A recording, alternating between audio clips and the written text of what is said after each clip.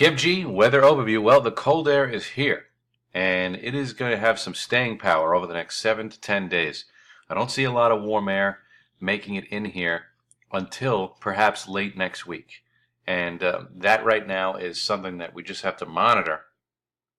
And it looks to me like we're going to have shots of cold air that are going to come in behind these storms. And by storms, I mean one for Tuesday and then again for Friday. So in between those storms, we're going to have pretty impressive cold shots. Now, on the left part of your screen is the temperatures where they were at 6 a.m. this morning. And on the right-hand side is the expected high temperatures for today. We're going to be primarily stuck in the 40s. At least the wind won't be blowing too hard today. But still, well below normal temperatures are in the offing for today and tomorrow. And then for Tuesday, no real great change. I mean, the temperatures will come up, but it'll be raining. So, definitely a formidable weather pattern in terms of temperatures and precipitation over the next 7 to 10 days. An active period of weather. That's how I would characterize it. So if we take a look at the GFS model, courtesy of Tropical Tidbits, we are awaiting this storm that is developing over the southern plain states.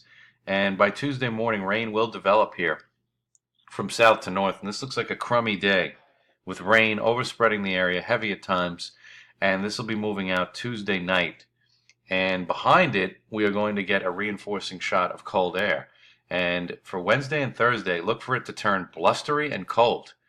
With temperatures in the 40s, it's going to feel colder than that because the winds are going to be pretty high, I think, especially on Wednesday, with gusts up to 30 miles an hour in the wake of this departing low. You can see all the lines of equal pressure tightly packed together on this model over the northeast states. And that always means that winds are going to be high. So you can bank on that for Wednesday, a windy day in the wake of our departing low pressure. Now, the cold air that develops over the area from Wednesday into Thursday, it's going to be a little bit stubborn. It's not going to move out right away. And this big high over the northeast is going to block the next storm from coming in quickly. But eventually this storm will make headway. And so by Thursday morning into Thursday midday, rain and even a rain-snow mix will develop from south to north. Now for the coastal areas, I think this goes quickly over to rain. But north and west of the city, for Thursday afternoon, Thursday night, there could be problems.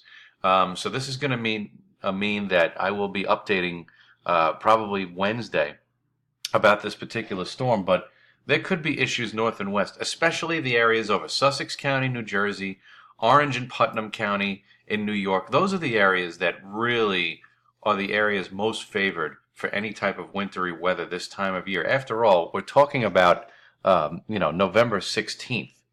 So you can't really expect much on the coast. What you can look for is for the areas that typically do well in these setups, they would be the areas that would be well north and west of the city. So something to concern yourself with. But for the rest of the area, it's a cold, dreary rain again. And this will last into early Friday morning before it pulls away. And then, as I alluded to before, more cold air drains in for the weekend.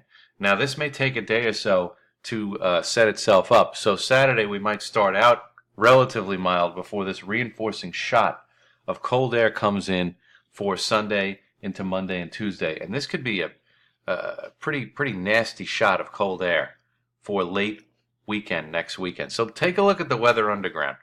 This is a very interesting weather underground. You have a warm day Tuesday, but it rains all day. You have cold temperatures for Wednesday, Thursday. You have a misleading snow icon. And hopefully the video clears that up. Friday, it gets warm again. Saturday, we have residual warmth and then back into the freezer for Sunday and Monday with possibly moderating temps after that for Tuesday into Wednesday. Thanksgiving, to me, I think that we'll just have to wait and see. Most of the country looks warm if you're traveling, but residual cold air may be able to hang on in the northeast states. It's just something we'll have to update.